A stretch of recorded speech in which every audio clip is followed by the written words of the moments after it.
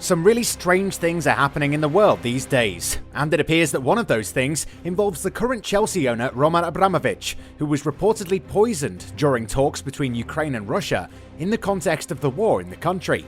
Beaten by North Macedonia 1-0 last Friday, Italy will miss the 2022 World Cup.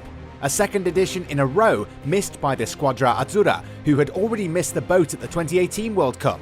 However, defensive stalwart Lionel Messi has denied the possibility of retiring following this failure. Barcelona might be getting out of their financial quagmire, but it's not going to stop them from reducing the burden on their payroll.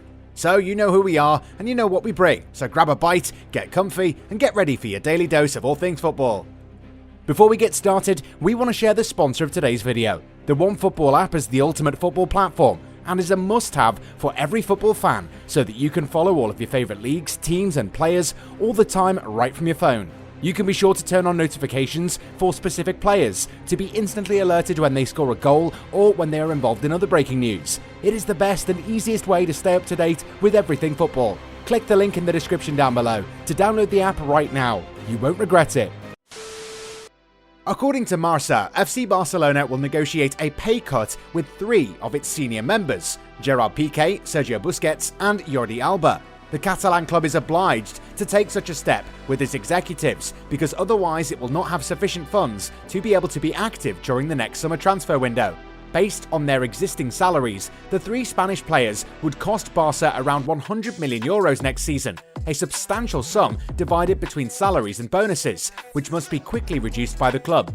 The negotiations won't be easy for the Blaugrana, however, as none of the players mentioned have already taken a salary cut. The case of Busquets, however, seems the simplest because the Spanish midfielder will see his contract end in June 2023, while Piqué and Alba are engaged with Barcelona until 2024, which could block negotiations. Meanwhile, Joan Laporta has made things clear for Lionel Messi. Forced to leave Barcelona, his lifelong club, for financial reasons last summer, Lionel Messi opted for the Paris Saint-Germain option. Even though he won his 7th Ballon d'Or last December, the Argentinian international has been regularly under fire from critics since his arrival in Ligue 1. The reason? The performance of Lionel Messi, considered one of the best players in the history of football, if not the best by many observers, is considered insufficient in Paris. Enough to push La Pulga, who has scored 7 goals and delivered 11 assists in 26 appearances in the jersey of PSG, towards the exit doors. Or at least leave room for many rumours of a potential departure, already with Barca as the destination desired by the Argentinian. Joan Laporta made it clear on Monday evening that it was in any case not an option for the Blaugrana. Barca is Leo's home. I would like him to be at the opening of the new Camp Nou. The relationship is less fluid now that he's in Paris. Initially dropped the president of the club on Catalan radio RAC1 in remarks relayed by Sport in Spain. For me, it was not easy. I would have liked things to go differently. I couldn't put the institution in more danger. I think we did what we had to do. I don't talk to him like I used to. I felt worse personally than sportingly. Laporta has also revealed that he has never heard Messi's entourage talk about a return to the club before admitting that the club isn't considering a return. Asked about his future at Paris Saint-Germain, Thilo Kehrer was evasive in the face of the media, and it's probably for a very specific reason. Like his compatriot Julian Draxler, the defender is one of the players that PSG will not retain in the event of a good offer.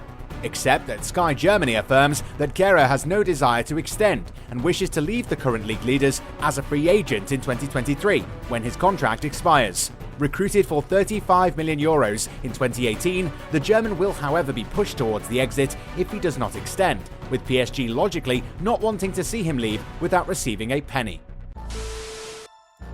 Beaten by North Macedonia last Friday, Italy will miss the 2022 World Cup. A second edition in a row missed by the Italians, who had already missed the boat at the 2018 World Cup, and the veteran centre-back Leonardo Bonucci denied the possibility of retiring following this failure. While speaking to reporters, the Juventus man said that he's not going to throw in the towel just yet. I don't know what Giorgio Chiellini will do. On my part, there is a desire to continue in order to be an example and a guide for the many young people who wear this shirt. The 48 hours after elimination were really hard. A group that had made enthusiasm their strength found themselves speechless and silent in union and group situations, from lunch to the locker room, he said. The trauma is deep again for an Italian team which nevertheless lifted the European title less than a year ago. Goalkeeper Gigi Donnarumma was also feeling the heat following the surprise elimination and has told fans that the team is now going to focus on guiding Italy back to the path where it deserves to be. Well, hopefully, Italy turn the page and try not to be too loyal to those who guided them to the European triumph last year. If some criticise its desire to amass billions of euros rather than focusing on the quality of the game, no one can, however, blame the Premier League for trying innovations. In any case, Manchester United manager Ralf Rangnick hopes this trend will continue in the coming weeks. The Daily Mail tells us that the German, who will join the organisation chart of the Red Devils next season, proposed an unprecedented measure to the governing bodies during a meeting with the other coaches and the head of the referees, Mike Riley. The referees of the English elite could train with the players within the facilities of the clubs.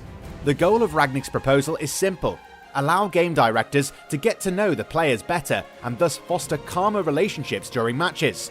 A proposal that would have received the support of all the coaches. Eager to ease tensions with the matchday officials, the latter also demanded that a team be entirely dedicated to VAR, rather than field referees coming to take turns at the controllers. Faced with these claims, the tabloid says that all these measures will be submitted to the Premier League, and the chances of seeing the referees training with the stars of the Premier League are real. If everything were to be validated, this innovation would come into effect next season. More fear than harm. A little earlier in the day on Monday, we found out devastating news that Chelsea owner Roman Abramovich had been the victim of an attempted poisoning in Kiev at the beginning of March. This happened when the under-fire Chelsea owner was part of a Russian-Ukrainian delegation having started talks between the two camps, in the context of the war in Ukraine. Sky Sports assures once and for all that the Russian oligarch is fine at present, and that his life is not threatened after this incident, confirming the positive information circulating on this subject. The Blues management decided not to react to this news. The Bellingat investigation site, relayed by the British media, adds that Roman Abramovich and the other negotiators affected by this poisoning attempt also suffered in particular from piercing pain in the eyes. This incident would not have been intended to kill the targeted people, but to frighten them, while the dosage used was probably insufficient to have fatal consequences. Regardless, it once again paints a grim picture over the entire situation that somehow found its way to Stamford Bridge. The Blues are already struggling to sell the club, even though there are lots of people who are interested in acquiring the London Giants. Speaking about Chelsea's potential sale, there are 4 bidders who are trying to buy the reigning European champions. The bidders have been set a deadline for April 11th to table their final offers. This means that perhaps before Chelsea play the second leg of the Champions League quarter-final against Real Madrid, they might be closer to having a new owner. Bidders include several American billionaires who already own a few sports teams in the US. Rain Group, the merchant bank that's dealing with the operation, has informed potential bidders to commit at least £1 billion in future investment if they seek to end Abramovich's 20-year reign at the club. Apart from that, bidders are expected to make additional funding available that will be used to rebuild Stamford Bridge, improving the playing squad, and other things. This does sound like a good bit of news to the London club supporters who are worried about how the new owner is going to use the club. Under the Russian oligarch, Chelsea became a free spending club and managed to shake things up in the Premier League. You never know with a new owner, so yes, we do understand why Chelsea fans are apprehensive about who walks in the door next.